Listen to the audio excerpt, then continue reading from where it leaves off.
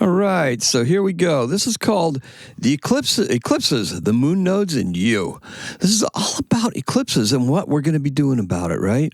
You want to learn more about it? You want to learn some more about astrology and stuff like that? This is your place, daily-astrocat.com. I'm your host, Shane, and I'm here today to talk about the eclipse.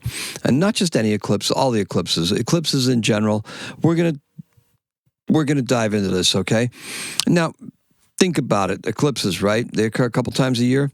Why isn't there an eclipse every month?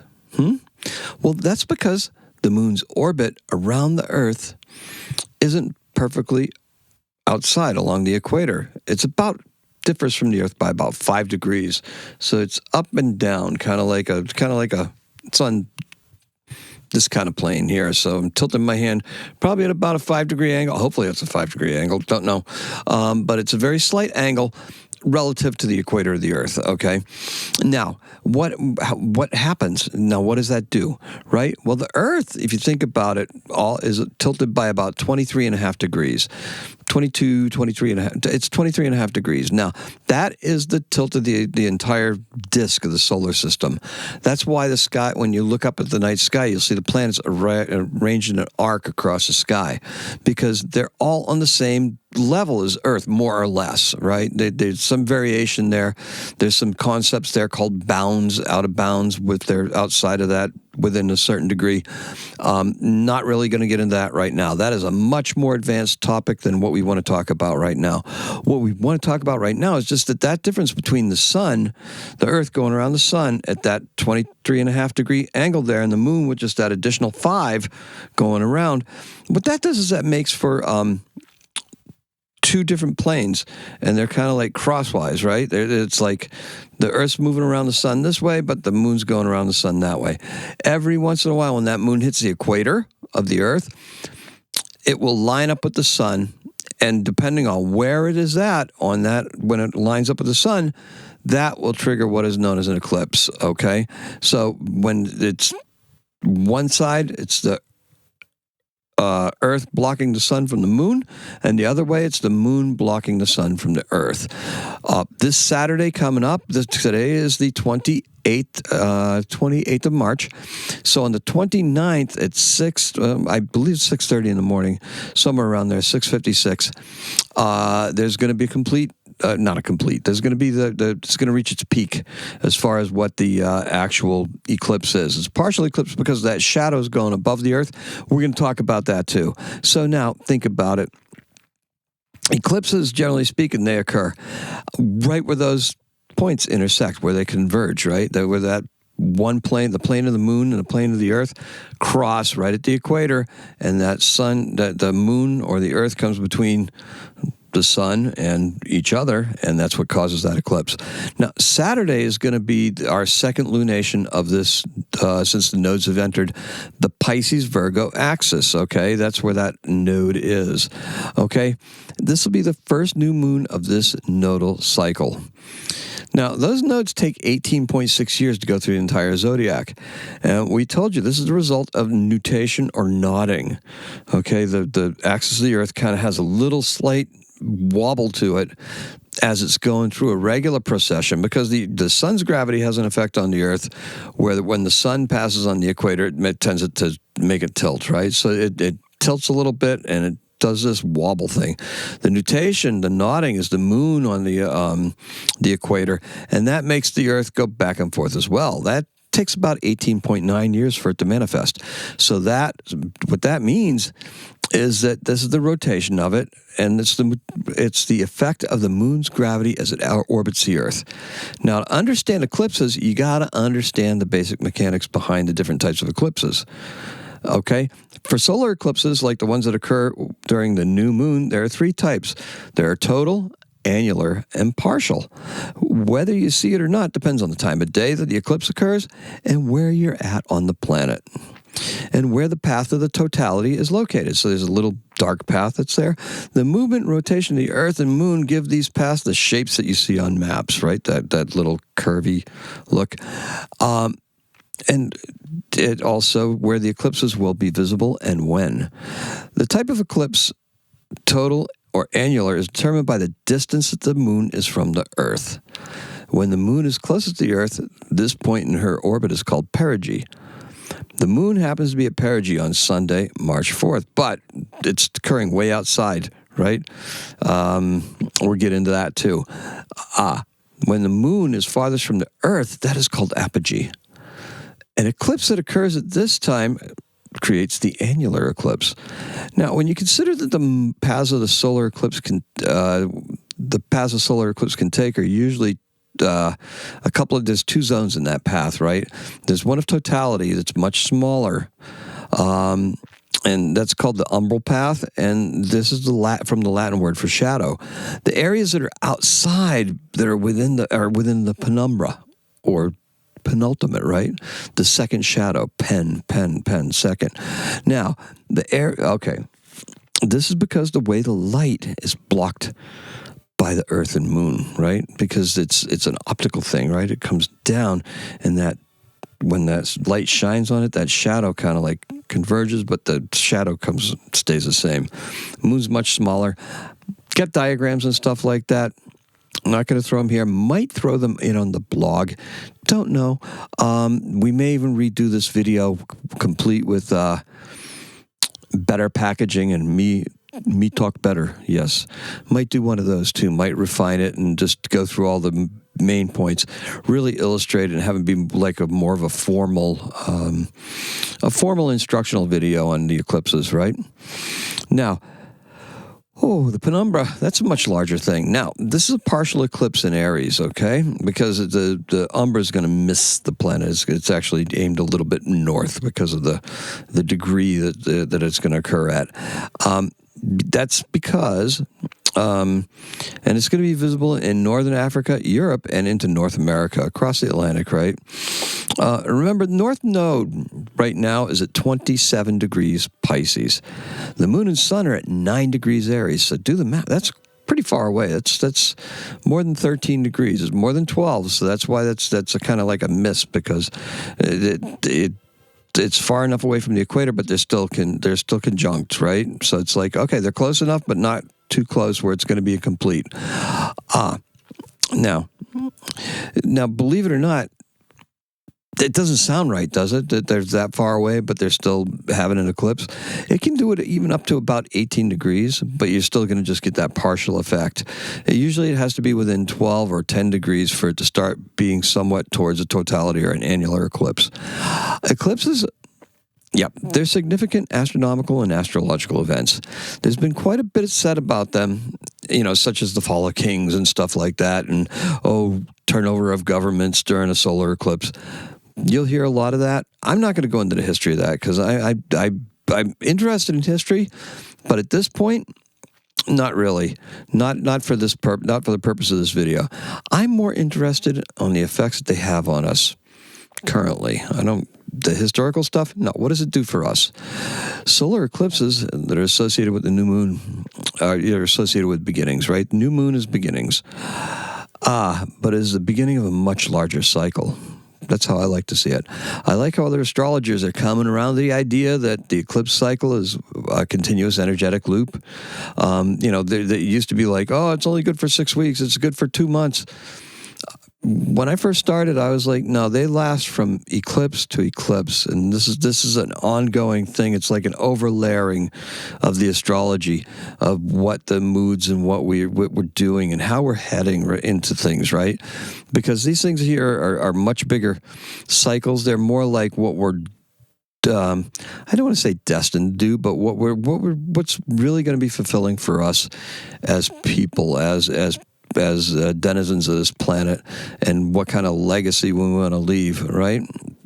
Now, when I'm thinking about that, I'm thinking about also that continuous loop. It just brings our actions. 6 months later, it's going to follow it, right? So when you do astrology long enough, you'll learn that from a daily perspective, external circumstances, they change very slowly. So the outer planets, they don't move that much. So when the moon moves from, 1 month to another, there's not much of a difference in that emotional the feeling that you get from, say, like Pluto being in Aquarius, or say like, with Neptune in Pisces. It's been there for a long time, right? Years. Uranus and Taurus. 12 years. Now, retrograde, yeah, that can shade it a little bit. Some people will go so far as to say the decans, right? You can divide each period of a sign into three 10-day periods or 10-degree periods, right? Roughly. So, you could have that too. Let's keep it basic though, all right? What you find is that those don't change that much. And from month to month to month, yeah, just a little bit of a different flavor, right? Because the sun's changed signs, Mercury's changed, the aspects may be different, but that fundamental relationship between our attitude and what that particular archetype that those planets are representing and what they're doing in the signs that they're in, and we don't go into houses because we're doing mundane stuff, but, what they're doing is totally different. Now, if we change it, our attitudes, approaches, and personal circumstances, those change very quickly, right? That's interplanet stuff. By combining the energy of the sun and moon and giving it a metaphorical form, okay? So we take that sun and moon, we make it personal, and now we give it a form. Dragons, right? They always thought that it was a sky dragon eating the moon. Perfect. 2 dragons. The moon had them. They were cats, a black cat and a white cat, a white dragon and a black dragon, Umbra and Penumbra. Now, it was dragons. What would happen was when the eclipse would occur, one dragon would take off in one direction, the other dragon would take off in the other direction, right? One would follow the path of the sun, the white dragon. The black dragon would follow the path where it came from. And they would meet up at the next eclipse point. Now, that was a kind of interesting story, right? It was cats telling it, so it was chaotic as heck. Because the cats, they told good stories. Now, the white dragon, they follow it. One was scouting ahead. Think about this. One scouting ahead, looking for future opportunities. So, say like we have this eclipse in Aries, right? That's initiative. That's drive. That's wanting to do something. That's wanting to change something. That's what we need to do. This is what we become, okay? Because Aries is just that strong. It's that initiative, that drive. We want to do something. We're going to move forward. We're looking for opportunities to move forward. That's where we send the white dragon out. The white dragon goes out ahead and scouts through all the things of the zodiac until it comes around to Virgo, where the next eclipse is going to take place. And it will be viewing things in the context of what it is that we decide we're going to do, what our intention is for this particular new moon, right? That's very important. You got to make sure you write it down. Make an intention. Make an extensive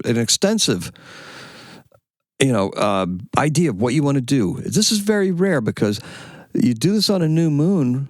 You do it on an Aries new moon because that's the world point, right? First new moon of the zodiacal year. But now we have an eclipse with it. So this makes it even bigger in some way because we're heading in a direction for our own development, our own good, what we want to do with our lives, with ourselves, with our time. Now, the black dragon goes backwards and it examines what we did in the past. It revisits it. What did we do? What was good? What was bad? How can we do it better? What improvements can we make? Because the bad stuff, we're going to drop and we're going to try to hold on to the good stuff. But we're going to hold on to the good stuff in a way that when we come around to it, we're going to have to, you always got to give up something to get something, right? It's not a one-sided deal. We're trying to do it both ways, right? You can't have it all. You got to give it up, and you got to put it out there. That way, the energy just keeps on cycling back and coming back to you, right? What if the new focus? What is the new focus going to be when the nodes are flipped? Right? That's what this dragon is scouting out. So the black dragon is scouting out what's given up, what's going to happen when that focus is flipped, and it's flipped on where the black dragon lands, and the white dragon is looking for new ground. And when it lands, it's going to be like, okay, now I have to take what the black dragon learned and apply those lessons so as we make it back around, we'll get to another solar eclipse. 6 months later. Now, this gives an added sense of destiny and history to the entire forecast of daily-astrocat.com. And like it was a transportation hub, it was a point of departure and arrival. That's what those nodes were. So they were these long-term things that kind of like layered over the astrology. And every once in a while we go back and be like, this may seem like, XYZ, but you have to take into account that back in March, we were talking about what our intentions were, what we were going to do, what we were going for, how we were going to manifest change, positive change in our life. Depends on how detailed your manifestations are and how clear you are on your roadmap to go and get them, because that's what you really need. We started talking about roadmaps, a couple of years ago. Yeah, there's a roadmap that you got to develop. You got to develop a way to get where you want to be. Now, the lunar node cycle began when the North Node entered Pisces on January 11th. 0 degrees Aries is the culmination point, and 29 Pisces is the beginning of this new cycle. How can you figure that, right? Well, no wonder why the end is a beginning and vice versa, right? That's what we've been talking about. That's what we've been talking about with this whole cycle beginning in Aries. This whole thing, the powerful manifestation point. All right? We take all the complications we've gathered over the cycle and we need to rework them. Patterns emerge and hopefully evolve. If not, they repeat until the lesson is learned. The nodes, beginning in Pisces, tell us that we're on an inner journey to understand what it is that we are destined to be doing in service of ourselves and of others. Faith in oneself and good health are the twin pillars of this seemingly new portal we find ourselves entering. We're in the first chapter of a new story. Or are we? What if there's no end or beginning?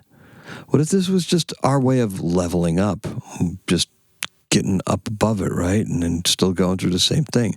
Eclipses, what you choose to do is important, because the eclipses are here to help us be mindful of our good habits and our good intentions and make us aware of what it is that we do that's not so good. Lightening our load in this manner makes us unencumbered and gives a double meaning to the term enlightenment. These are my thoughts. It's my first step. Carl Jung felt that archetypes were not these static ideals. They evolve constantly, and I'm sure that my ideas, they're going to do the same. All right? The evolution that's taking place with the shift of the nodes is pointing towards this moment. And it's up to us to recognize this and allow ourselves the chance to make the most of this transformative energy.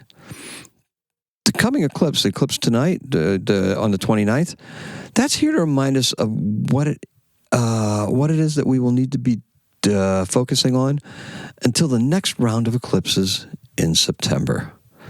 That's what I have for you. That's what I think about this. Like I said, may go back, rework this, get some charts in there or something like that. Let me know what you think, okay? Let me know what you think. All right? Make it available.